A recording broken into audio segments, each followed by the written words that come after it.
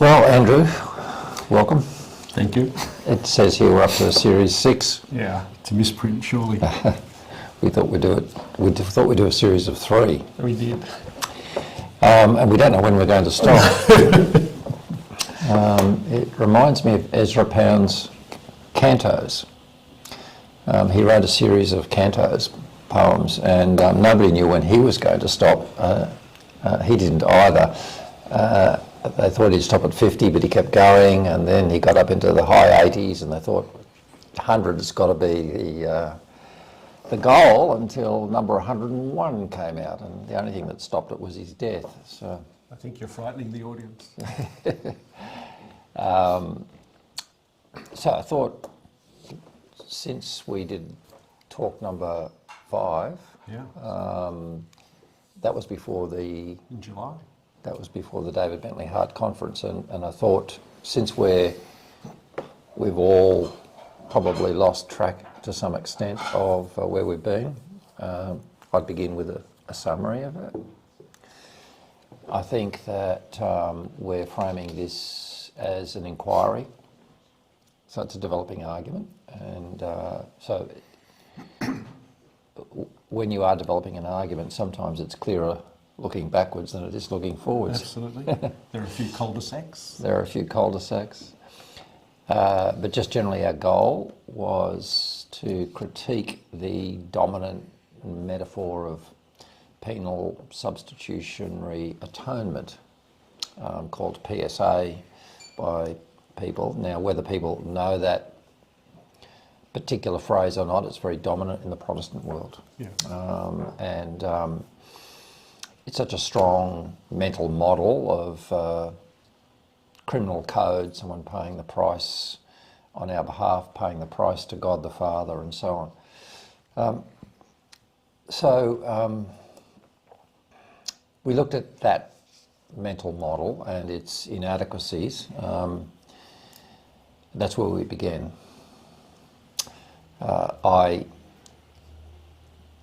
Since our last talk, I read an article about a Baptist minister. I told you this story. Who the article was why I'll never preach on penal substitution again, and it's a true story.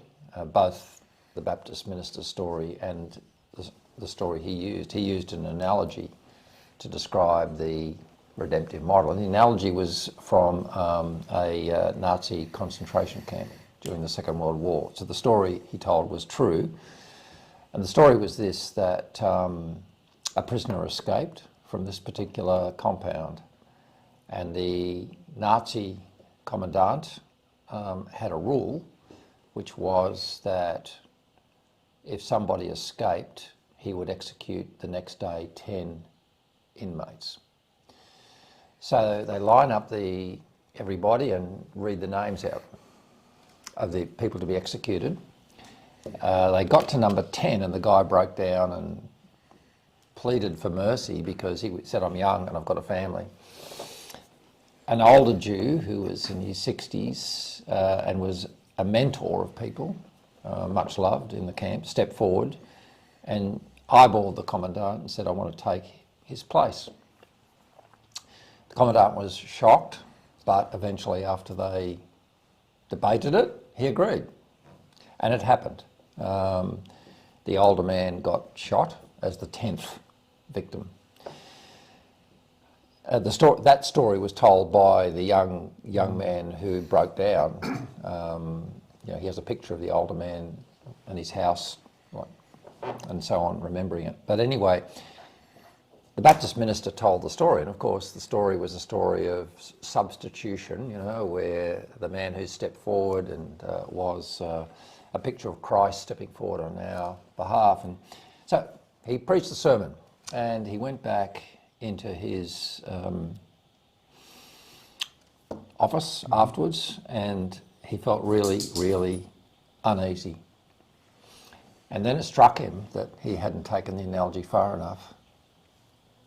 That God, the Father, was the commandant. Yeah. And then he recognised how flawed the whole construct was. It's a pretty good story.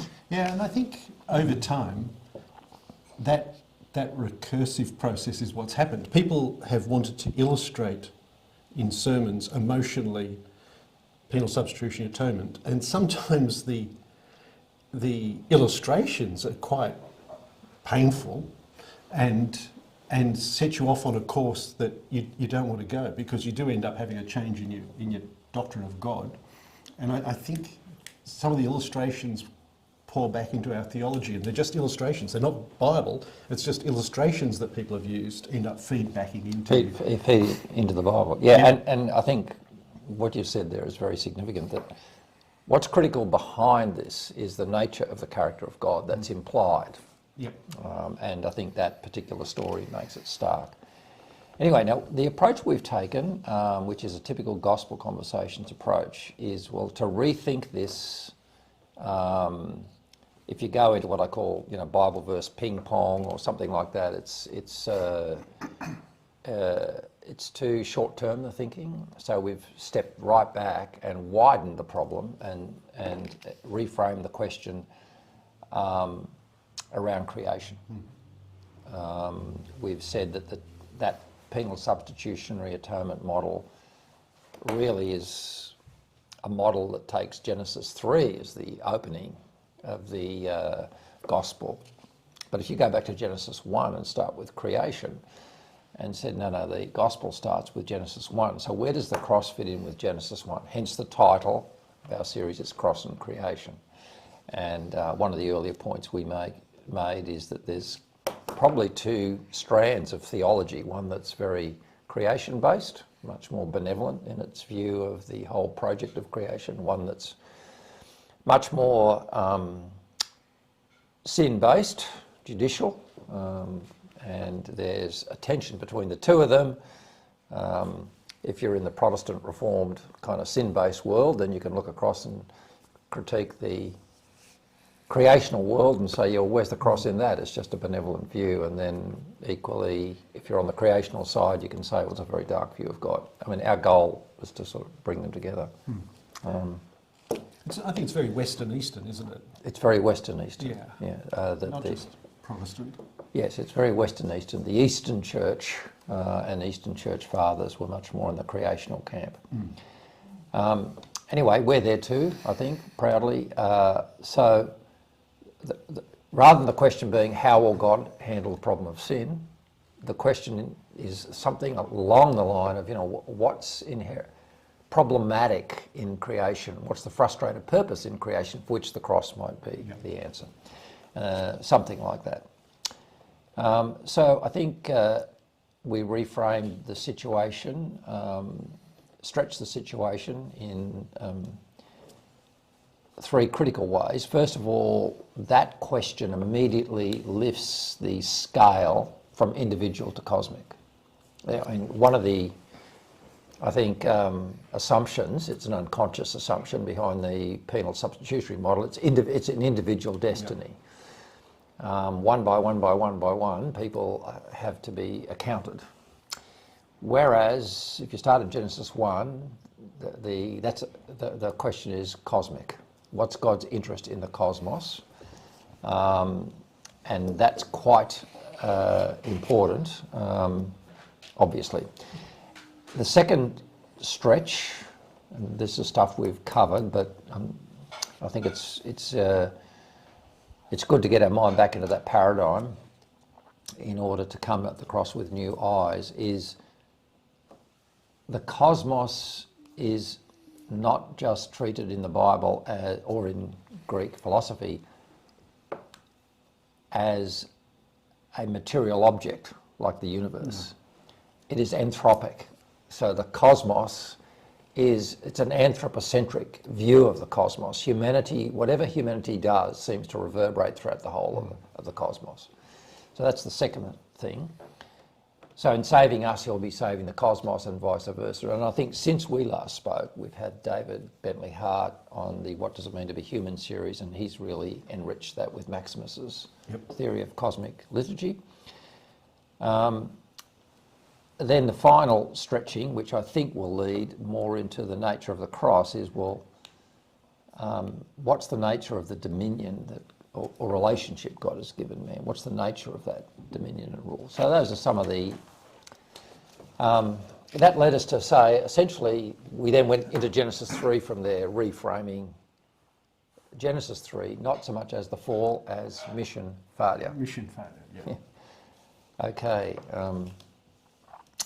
So 5 talks, I can skip through them. I mean, the first one pretty well did what we're talking about. Yep. And let's go back to Genesis 1 and think that through along the lines I've just mentioned. Then the second talk was where we reframed sin and the fall. And you reframed it for us. Can you just recapitulate that? Because I think that's quite significant, quite breathtaking. Yeah, when you look at Genesis 3, the word sin's not used, and if you look what happens, well, before that, if you look at some of your theological texts, they'll say Adam broke God's moral law that was given to him, but there's none of that actually in the text. All you see in the text is that Adam doesn't trust that God intended good toward him and gets an alternate view and follows an alternate view. So the real, what we call the sin that occurs in Genesis 3 is just not choosing to trust God. Okay. Intends good. Now that's powerful, because normally I had imagined and heard the sin is pride, arrogance, independence, rebellion. I think what you've just said is very, very significant. That the text, the original text doesn't use sin. All that I'd add to it, which to me is significant, and I think it'll come through the dominion thing, is that there's another player there, which is Satan. Absolutely. And the way that I sometimes frame it is that Adam switched conversations. He didn't just get the idea that God didn't intend good from his own thinking. It was a conversation implanted in him by Satan. So the idea of in past talks many years ago, I talked about Genesis 3 perhaps better as the takeover, not just the fall. So that was reframing. And that's the way we expressed dominion, or at least Adam expressed dominion. He handed authority over to Satan. Yes, yes. And so now the rule of the cosmos is a coalition. It's a coalition between humanity and principalities and powers. I think the Bible absolutely, that is a theme to which the Bible, the prophetic books of the Old Testament, then into Paul's language. It's notable how often Paul, when he's talking about salvation and Christ's triumph, he's at pains to say it's not just, it's a triumph over things visible and invisible, over dominions, rules, authorities and powers. He clearly had a much stronger sense than we do of this angelic alliance and realm. We're quite materialistic, and we ignore the unseen realm. Yes, which is, and the critical issue now is a distorted governance of the cosmos. Yeah, it's just a distortion. So that then helped us take our focusing question a little bit sharper, which is not how will God forgive sins or forgive sinners, but how will God fulfill his intention that humanity will govern the cosmos on his behalf. Yeah. And thus how will God defeat Satan's hold over the earth via humanity, and Satan's coup to co-opt rule to himself through human beings. Yeah. That's where we got to. Talk 3, you introduced the word we'd imply, but it's become very important, dominion. Dominion. And do you want to say something about why that's so important for you? Dominion, I think because we've had predestination's been very strongly held to. We've downplayed free will, and we gloss over the idea of dominion. So we've sort of abrogated responsibility. It's all God's problem, rather than saying no, we were given dominion, and God takes our dominion seriously. And that just reframes the whole problem and solution when you realise that we're intrinsic to the whole. problem and solution. Yes, and I think the word dominion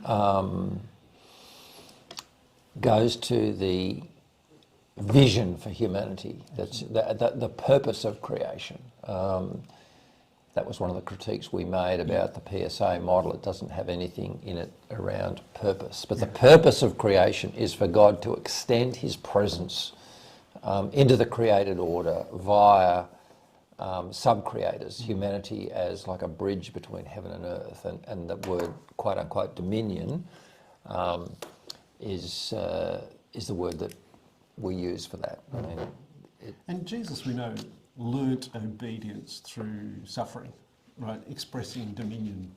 And you start to have the New Testament, particularly Hebrews, open up some of those ideas. And you think, oh, maybe we grow into what we're supposed to. If you pick up on the infinite enlargement idea, maybe we grow into what we're supposed to be doing through exercising our dominion. That's certainly what we're told to do. That's what the text says we're to do. So it's not a big jump. But what you've just said there, I think, is a segue into a new way of looking at the cross, which is the nature of the dominion. Yes. Into the cosmos. Yep. Is meant to reflect God's way of ruling. Absolutely. It looks like God's way of ruling is the way of the servant. Yes. That's how he runs the cosmos. Absolutely. It looks like Jesus being incarnate, God present in himself, and going to the cross was not just a tactic to save us, but an expression of the way God runs the whole cosmos. It's a metaphysical reality. So, yeah. Yeah. But that is completely at odds with what we consider dominion to be, which is the exercise of hierarchical power. Yes. Yeah. So that was talk 3. Talk 4 I wasn't here for, but Lisa helped you through your Genesis 22. She did help me very well through Genesis 22. Because a lot of people look at Genesis 22 as the Old Testament archetype of penal substitution. So what did you say about that in summary? Look, the big idea is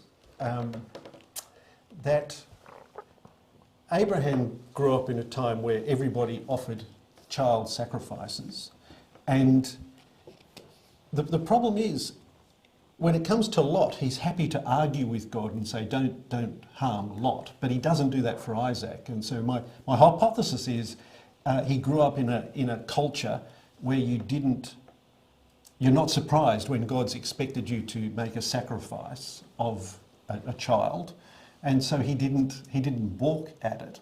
And my hypothesis is God's not playing some mental game with Abraham to push him to the limit and see how faithful he is. And if you pick up what's said in the New Testament in James and Paul, you see that there's a progression where the faith of Abraham actually develops. It becomes richer, and it's not that just he understands the power of God, but he understands the character of God, and the whole idea that it would have been unfamiliar to him that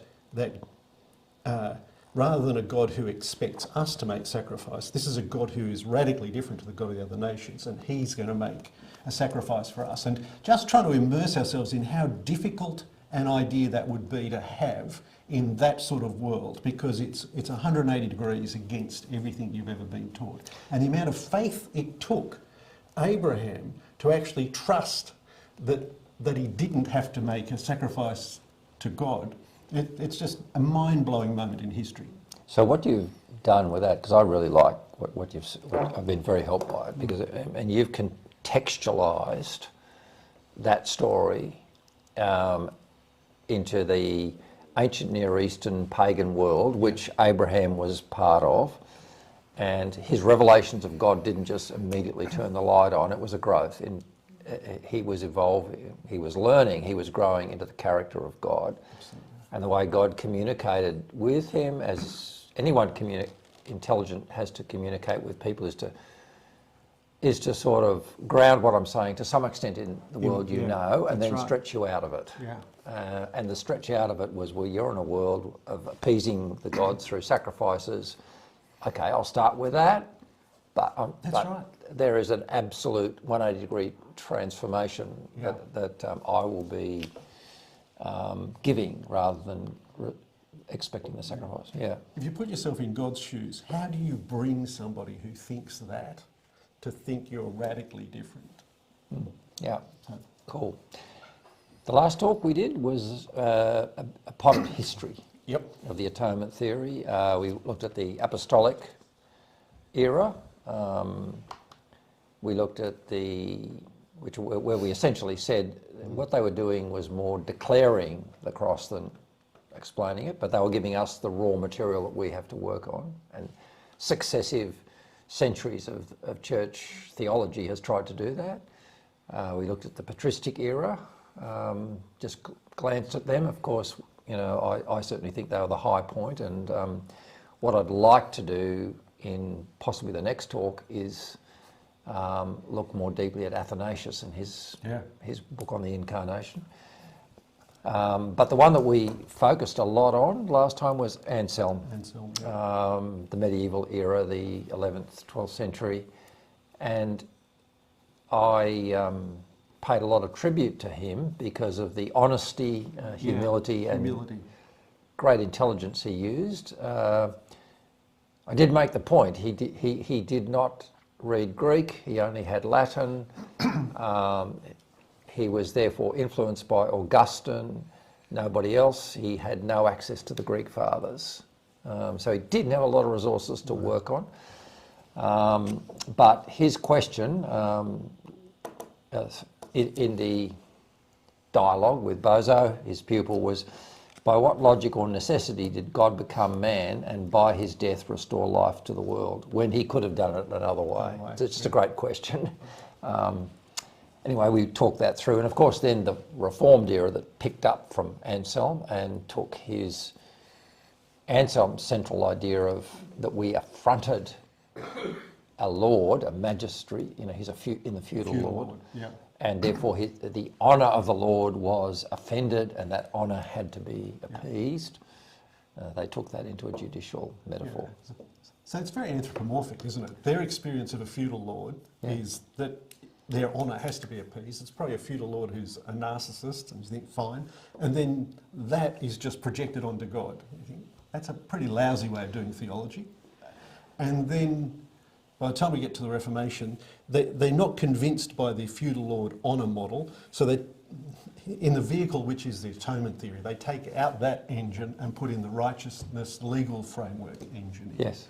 And just by a associated point, I often feel that what happens with these people is their ideas become a simplified brand, and it doesn't do justice to the flexibility of their thoughts. I just wish people would read primary sources more, because you'd find, certainly in the case of someone like Anselm, although I'd end up disagreeing with him, there's no way I can't say he wasn't very intelligent, very courageous and pious, you know, but if you put him in his context, he's doing what he can in his context. But as we've often said in gospel conversations, our job is to learn from that, but not to treat that context as some kind of standard we need to keep to. There is a phenomena that the next generation wants to honour the previous generation and tends to hang on to what's said in a very simple sort of way that becomes unhelpful as it goes on if you don't go back to the first.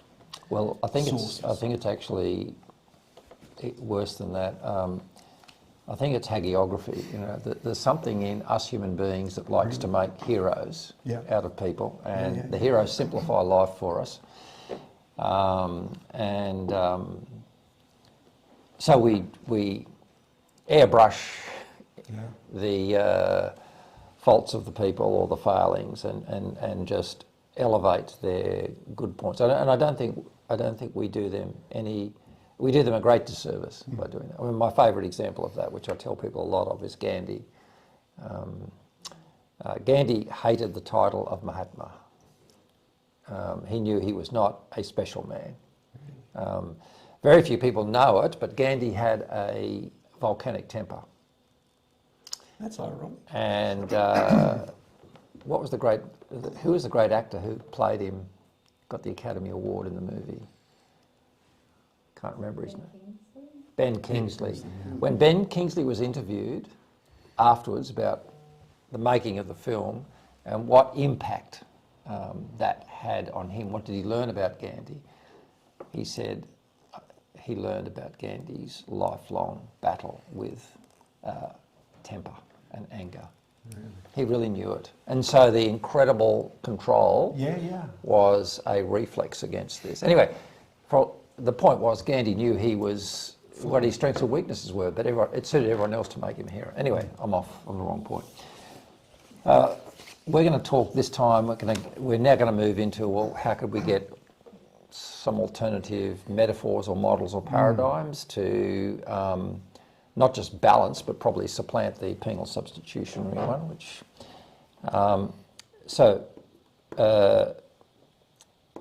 three different areas of what I want to chat about. The first is clarifying a few key terms, key words, and we'll do that in a moment. Then the second would be looking at some of the biblical religious metaphors that certainly people use, and then finally moving on to our suggested new range of metaphorical range. So, clarifying a few key terms. Let's begin with the word atonement. I mean, it's there in penal substitutionary atonement. Now, the bad news is the word's not in the New Testament. The word atonement is... There was an unfortunate translation of the authorised, the King James Version of Romans 5:11 as atonement, which it's no longer done. Romans 5:11 is translated reconciliation. The Greek word there, katalago, doesn't mean atonement at all. It means reconciliation. So Romans 5:11, I'll just read it out. People can look at it. This is from David Bentley Hart's translation. Though not only that, rather boasting also in God through our Lord Jesus the Anointed, through whom we have received reconciliation. So that was translated in the King James Version, through whom we received atonement. And I mean, there is a sense in which, in youth group you're always taught atonement means at one-ment.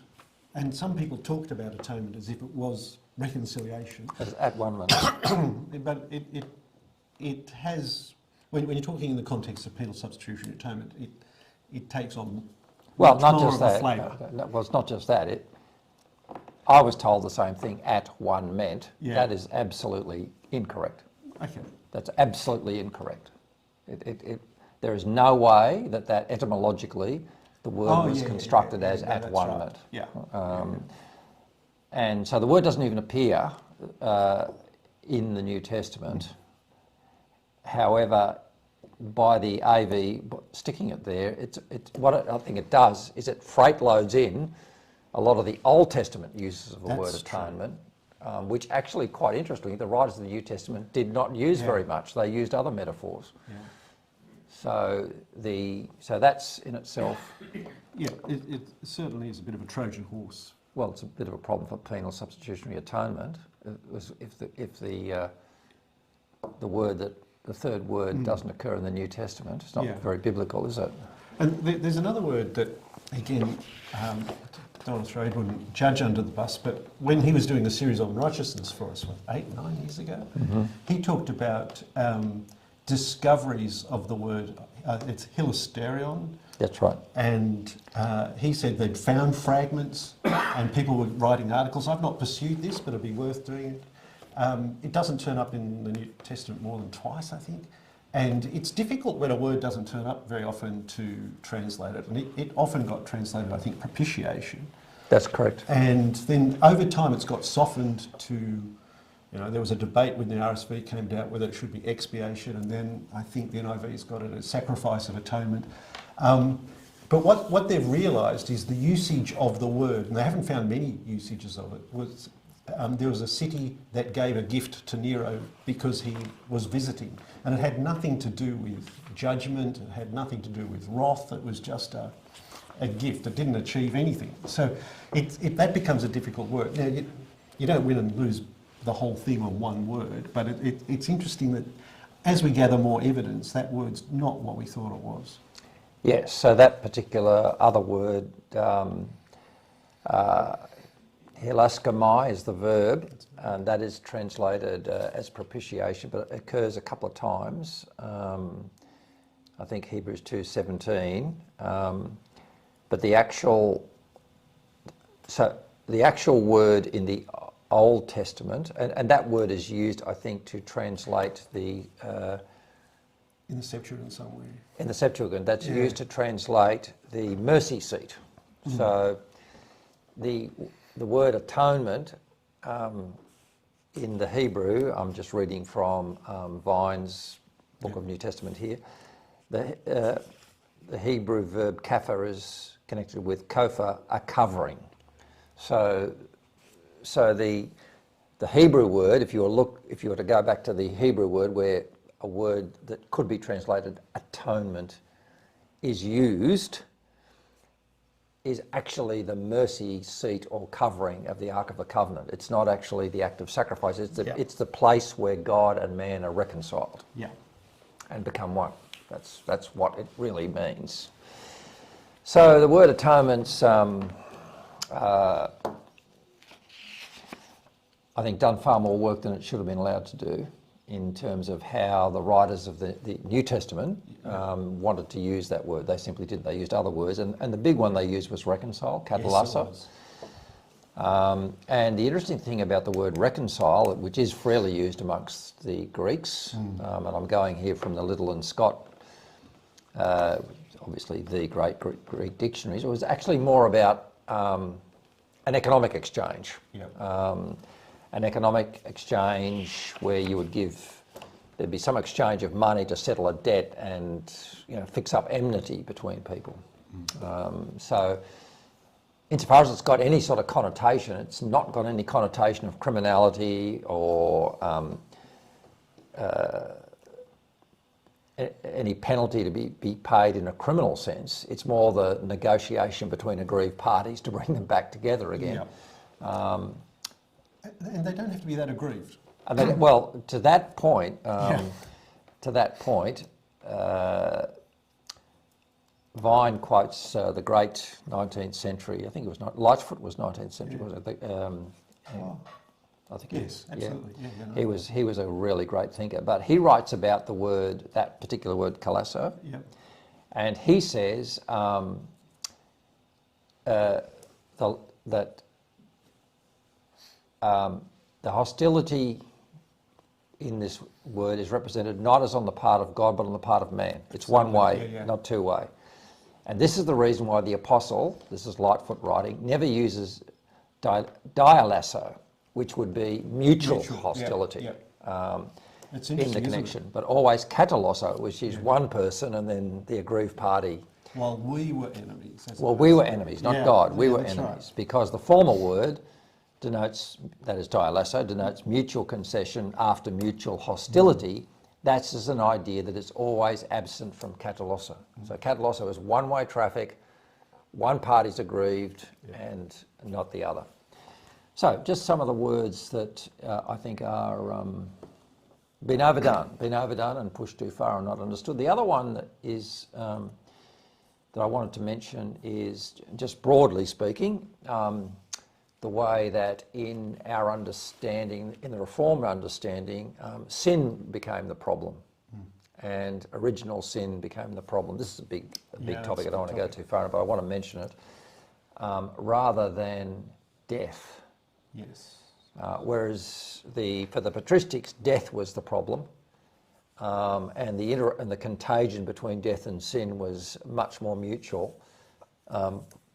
This rebalancing, where we put death back up as the problem that's solved rather than sin, which, by the way, we probably won't get onto it tonight, but I think one of the very significant chapters in the Bible, much neglected, is Hebrews 2. Hebrews 2, whoever wrote it, that's their version of Romans 5, 6, 7 and 8. It is a huge one-paragraph explanation of salvation, and it's all about death, not sin.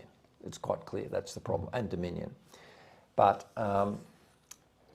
David Bentley Hart, in his translation of Romans 5 verse 12, I won't go into the detail, but I just want to draw people's attention to it, translates this significantly differently to what had been translated. And he says his translation, he feels that what he calls the notoriously defective rendering in the Latin Vulgate constituted one of the most consequential mistranslations in Christian history. So what the Latin Vulgate translates this as is, therefore just as sin, or I'm paraphrasing it, entered into the world through one man and death through sin, Yep. In that all sinned, rightio, and death pervaded all humanity, in that all sinned, was saying that we all sinned in Adam, whereas David translates it, therefore just as sin entered into the cosmos through one man and death through sin, so also death pervaded all humanity, whereupon all sinned. So he's sort of saying that rather than everybody sinning and therefore death coming, death entered through Adam's sin, and as a consequence of death entering, corruption, fallen capability, sin started to spread. Yep. So that is a very significantly a different angle on that verse, which is putting death up as the problem, which we'll now go to, if that's the problem, to how is the cross a solution to the death problem, not just the sin. We could spend a lot of time on that. We could, but we won't. We won't. So the biblical religious metaphors, I'd like you to say a word about some of them. The first one is the sacrifice, price paid one. You've got a really good point about price paid, who to, and the implications of it. Can you talk about that? Yeah, look, if you belong to evangelical churches, you'll see a lot of the metaphors that are used in what we sing, and a lot of the sermons are all about the sacrifice, ransom, price paid, exchange sort of idea. And I think that's why we started off at the beginning with there's an exchange made, a payment made to Satan, there's a payment made to God. To someone. To someone. And again, there is no exchange. There's no bridge of spies where Tom Hanks walks somebody across and brings the U2 pilot back. It's one of these things where you think, have we pushed that metaphor too far? And it's to convey the idea that something has been paid and it was costly, but is there necessarily an exchange? Is just one of the questions we should be asking. And in general, I think we should be thinking through all the atonement metaphors and asking, are we pushing them too far and trying to extract too much information from them, where the points that are being made are much lighter? Well, let's just draw that out a little bit, because I think this is quite significant. Mm-hmm. The idea of sacrifice and the idea of exchange, that makes you think there's a price paid, so therefore there's a price paid to someone in this, and you've got to find someone to whom the price is paid. However, as you've just said, and I think Brad Jerzak was the first person I heard make this point quite simply, in all of our discourse we talk about making a sacrifice, which means at my cost I helped you. Yeah. So let me give you an example I thought of. A house is on fire. A house is on fire. I go in to rescue someone. I rescue them, but I'm burnt, and I know I'm going to get burnt if I do it, and I do get burnt. And I come out. I paid a price to help that person. I didn't pay it to anyone. It was just a sacrifice I had to make to help someone. And that's a completely different idea to you having to actually pay a price to someone, which the whole connotational range of the penal substitution metaphor assumes. Yeah. So there was something called sacrifice, which was quite huge narrow sacrifice. in its use. Yeah, but even we will say, HSC students make a huge sacrifice by not partying and studying for an exam. It's about denial It's about denial. of And something for there's some no other. payment to anyone. If anyone, it's forward payment to self. But yeah, the word sacrifice can just mean a lot of cost has been paid, or a cost of some sort has been paid. Yes, yes, and that frees us to keep seeing the cross as it is, as this vastly shocking idea Yep.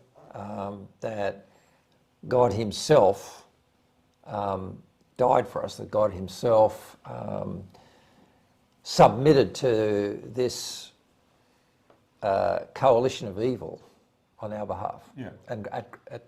And so it allows us to keep that idea of sacrifice, but Nobody wants to water that idea down. It's just the once you've got an exchange sacrifice idea in mind, you're pushing the metaphor too far, and it makes you make up things that don't fit with the rest of Scripture. now another one which I think we have talked about before, but I'd like you to just talk about again, is the judge one. Yeah. All right.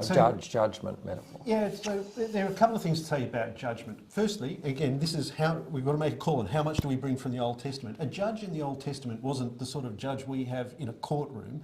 They were a judge whose job, being amongst it, was to cause reconciliation and help people to work forward to a new situation, rather than just to lay down the law and work out who goes to jail and who pays. So it was much more of a, dare I say, redemptive role than or a retrieval ethic role than a judicial role. And the word judge or judgment in Scripture is the word crisis, right? And that's interesting, because when we think there's going to be a judgment, we think, that somebody's going to open the book, which is an expression that's used, and go through the book. But the crisis could be just simply every decision we make or have made is going to have consequences. There's going to be a reckoning where what you choose, if you choose life or you choose death, it's going to matter. And so to just say that word is a crisis, which may be a judgment, but it doesn't have to be, I think opens up the idea that there's going to be a day where everything's reckoned. Yeah, so what you're, again, looking at is that the very idea of, let's say, God as a judge, right? Yep. That tucked in behind the penal substitution metaphor is a very harsh, pedantic guy with a wig, and there's an absolute dispassionate wig. Well, not just that, there's an objective set of laws, Yep. millions of pages long, actually, and he will pin you on something. So it's a very objective thing. Whereas you're saying, well, actually, the judges in the Old Testament were much more, they were leaders who had to be conciliatory, certainly had to bring accountability, but their whole goal was to create shalom and harmony, and people had to suffer for things, but there was discernment to be made. And a lot of the laws of the Old Testament were just exemplars of wisdom, as John Walton has told us. So the word judge has got can certainly be read with someone whose view is not retribution according to specific standards, but someone whose goal is shalom. Absolutely. And there'll be accountability, but it's towards the end of shalom. And if you're trying to, if you are going to smuggle things in from the Old Testament, that's what a judge looks like. Yes, that's what a judge looks like. Well, now, I think we've covered the other ones, but the redemption and the ransom metaphor, do you want to say a word about that? Because that's actually quite a significant one, isn't it? Yeah, look, the whole redemption, ransom and reconciliation is an interesting one, because they're financial ideas. Even reconciliation has a financial aspect, a marketplace aspect. And the one idea that we didn't pick on, and I think I noticed this first in many years ago, reading J.I. Packer's Knowing God. In the last third, he starts this little tirade about why don't we spend enough time thinking about adoption, and why aren't there more PhDs written on adoption? Because that's the big idea of the reconciliation. So the reconciliation can be reconciling two parties, but it can just mean moving the relationship along. And when, at least in Roman law, if you wanted to adopt a slave or anybody, it was a process where you had to talk to the authorities and you had to pay a fee. So it sort of fits. And if I was going to choose a metaphor that drove the my theory of the atonement, rather than picking the judicial law metaphor, I'd much rather pick something that's about adoption. When I say much rather, having done the work and trying to fit it all together, I've come out that I think it's much more about adoption and fatherhood and sonship than it is about judges and law and morality at that level. Well, let's build on that one, because the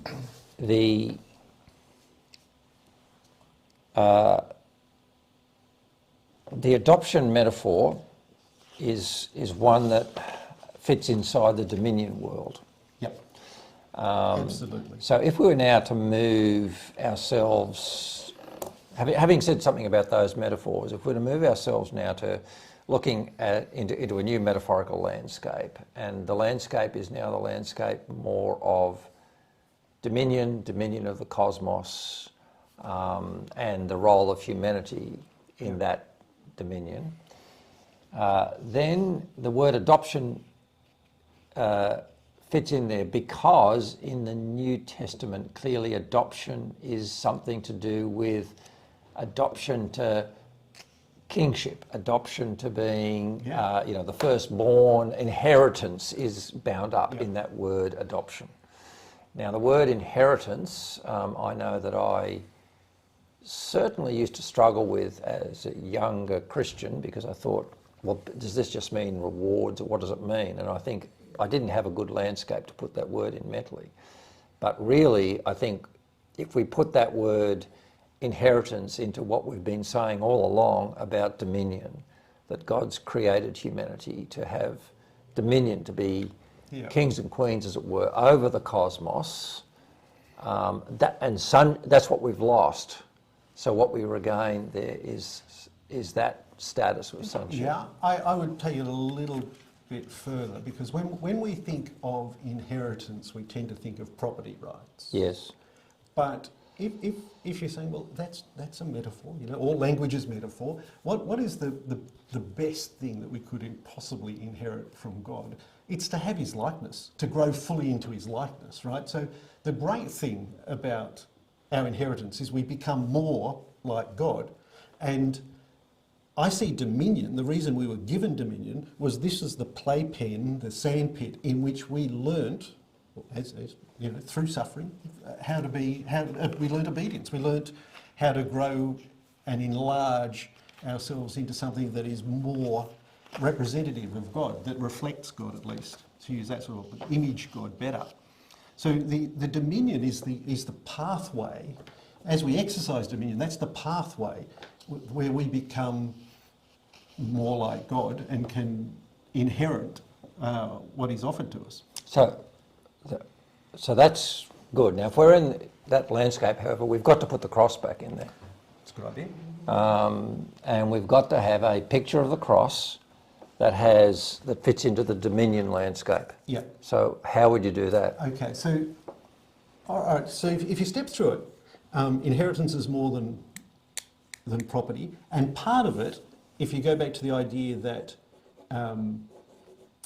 that sin is not trusting God intends good for us, there's something about being adopted into sonship which is not just about property, it's about having a relationship with God where we trust that he intends good to us. So trust and faithfulness is really at the centre of the whole process. Not only were we to expand, but we were to develop intimacy with God.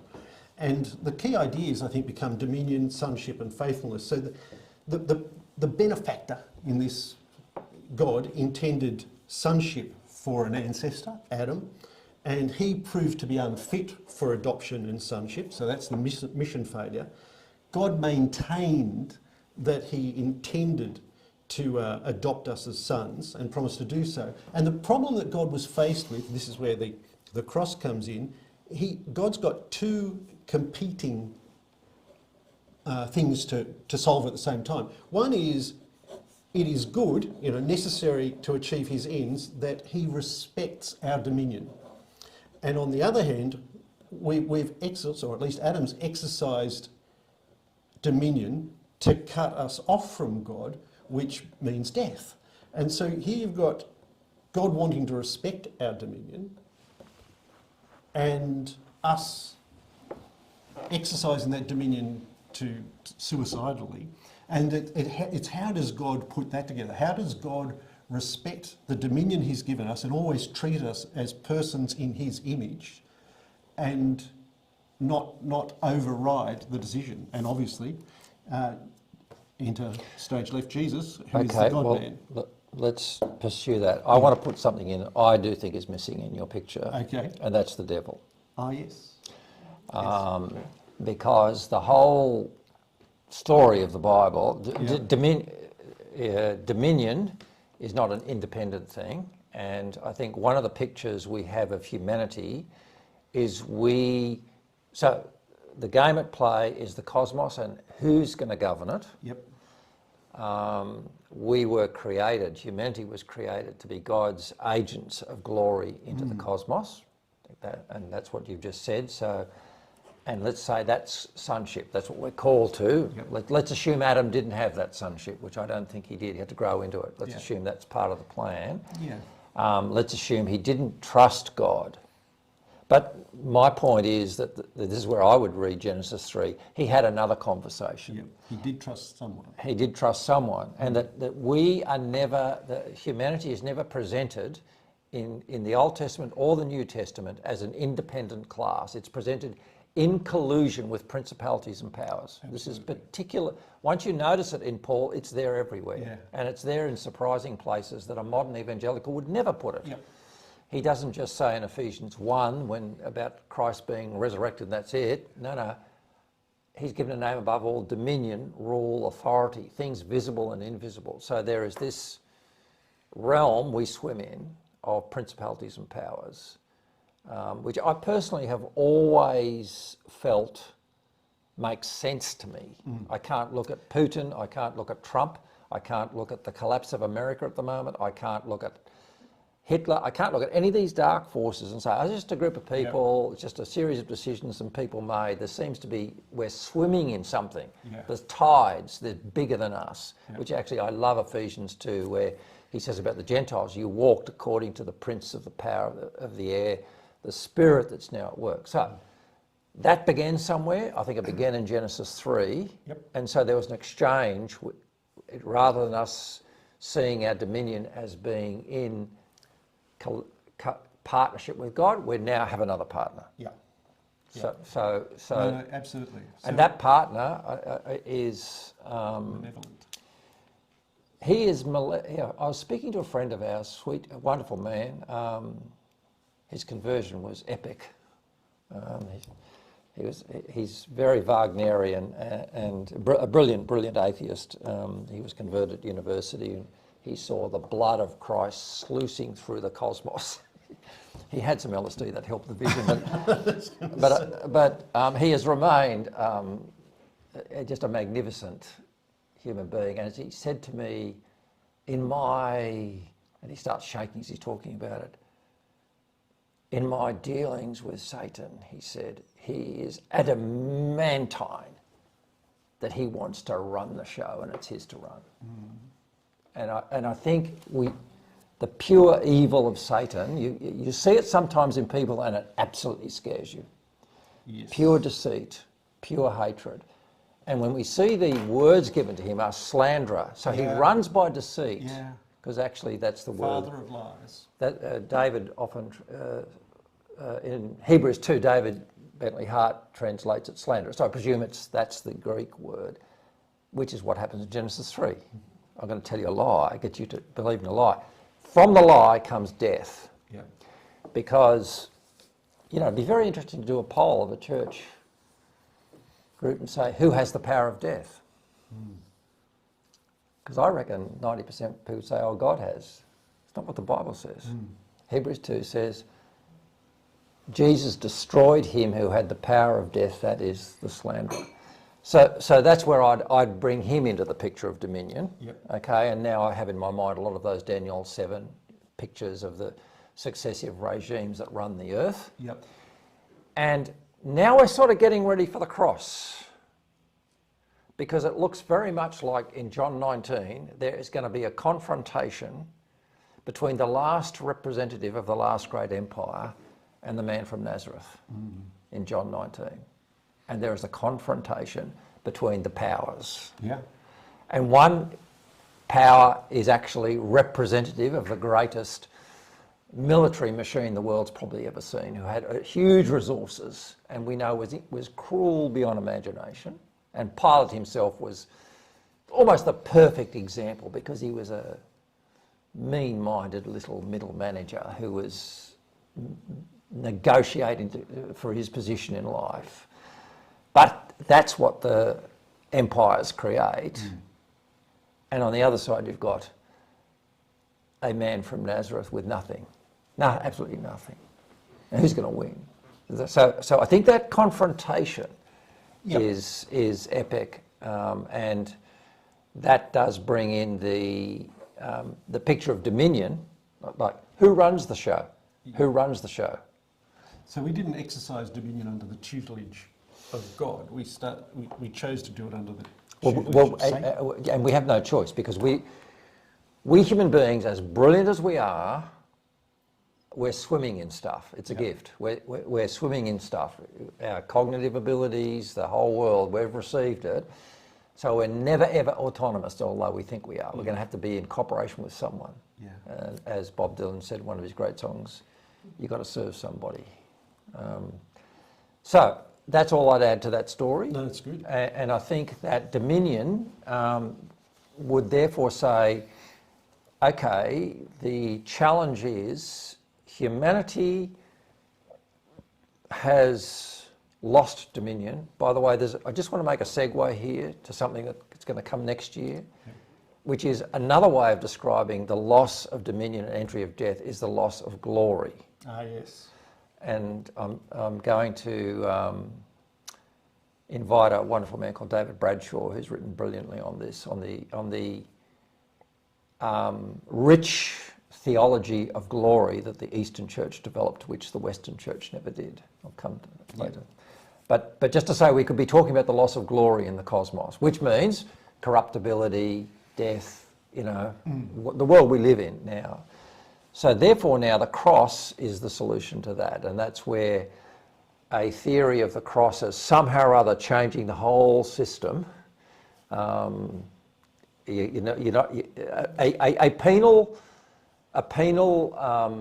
court case isn't going to do that. No. A court case isn't going to do that. So it's much more of a victory model at that stage, or metaphor, isn't it? It is. It's a socio-economic. The word, as we know, that we have for economy, is much used in the theology it's much used in the theology of the Eastern Fathers. I don't know, haven't done a words, or economists. Yeah. It actually meant household management, but it's a word used about God. Yes. Right.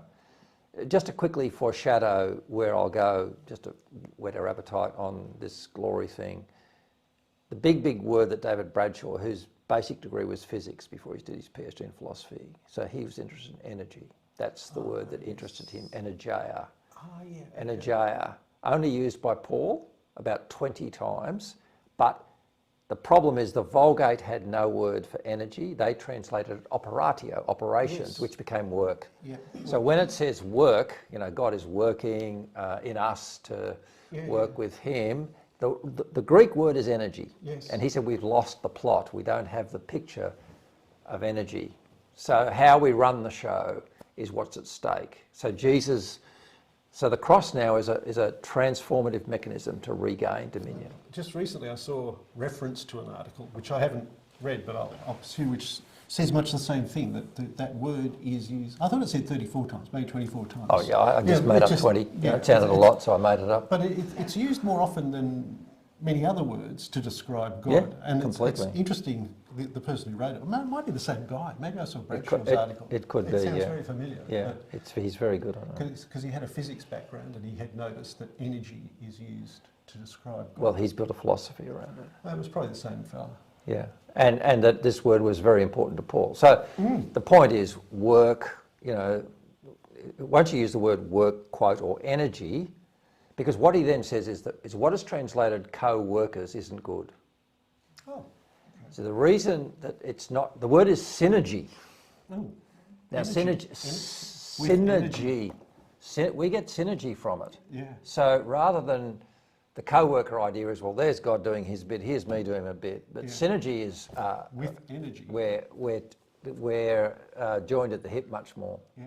which I loved that idea. And so that's what, so therefore, what I wrote out was some,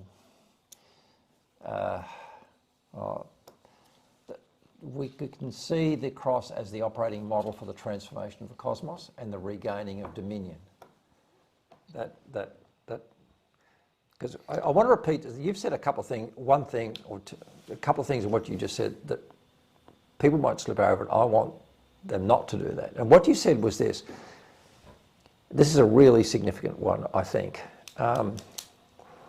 Both the penal substitution model and anybody else has an issue, which is it looks like God's got one hand tied behind his back. Like, why didn't God?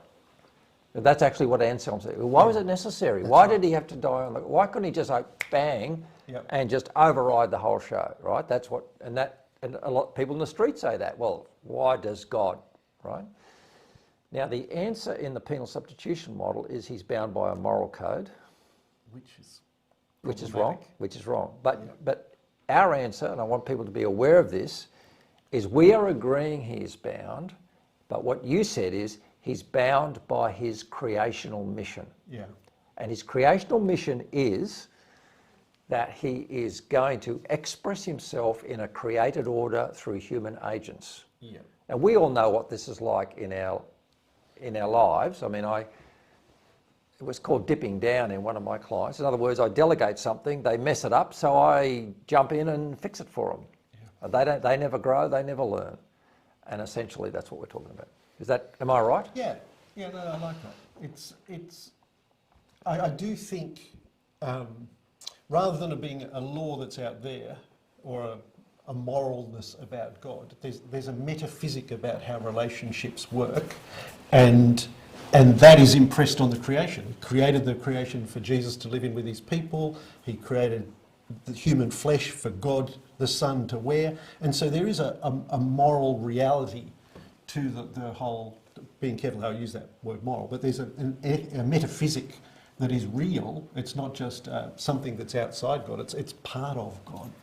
And he's therefore looking for a human being with whom he can have a relationship so that human being can plug the whole of humanity into the life of God and radiate it out to the earth. And that's what happened at the cross. It's a great story.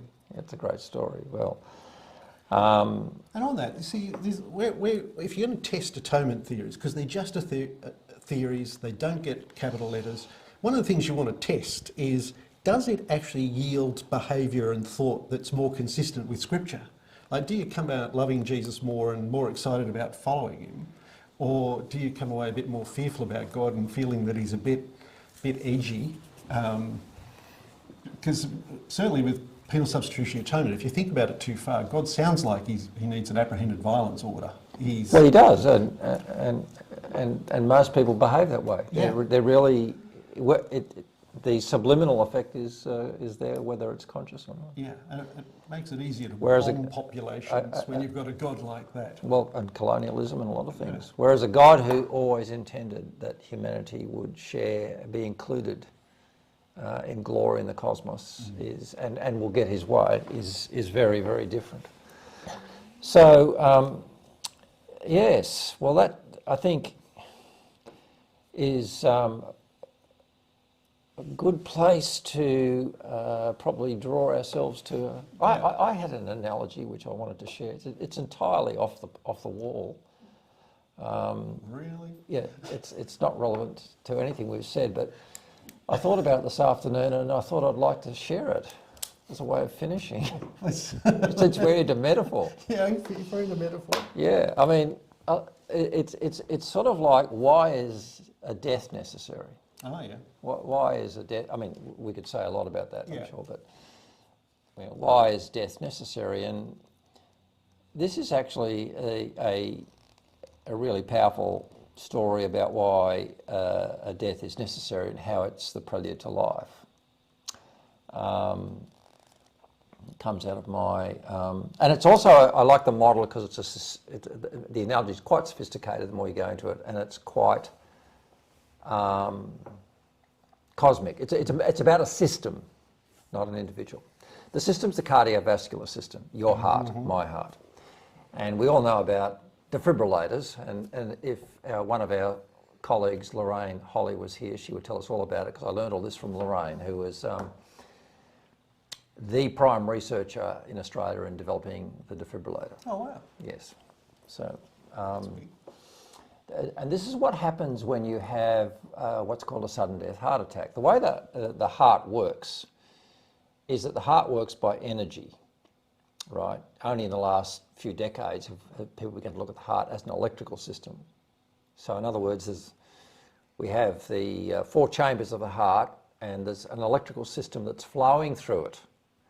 And the electrical system is stimulating the muscles to contract. So it's a 4-chamber, incredible 4-chamber syncopated system, you know, where at the top of the left atrium, that's where, now the way that when we say it's electrical, what that simply means is there's an energy wave that passes through the cells. Right. And the cell walls are permeable. Yep. And they have an imbalance of negative and positive ions on either side, which are in imbalance, and they rush in and out, in and out, in and out, and that's what's causing the pulse. Wow. Right. Now, every single cell in the heart is neutral in that it needs energy to be transmitted. One of the amazing I don't think anyone can explain it. For some reason, there is a tiny... So the question is, where does the heartbeat start if they're all neutral? Yeah. The answer is the sinus node. There's a tiny cluster of cells in the left atrium when a baby is born, and before they're born, that has the capacity of self-beating at 72 beats a minute, or thereabouts. They are the self-beating cells. They're tiny. And from them radiates out these waves. And the waves get modulated by all the structure of the heart, so that they don't go out all at once. It's an incredible system. This is what's happening. Since I began to tell this story probably about 15 times in my heart and yours. Yeah. So it's a beautiful orchestrated system. It's a cosmos. It's an order, and it's functional, and it makes everything work.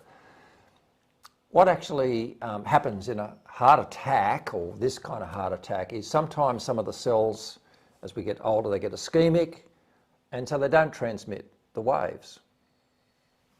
And they build up like little scar tissue. And if you can, the mental image is, if you've ever seen waves at a beach and they're hitting the rocks and they start backing on themselves and becomes turbulent.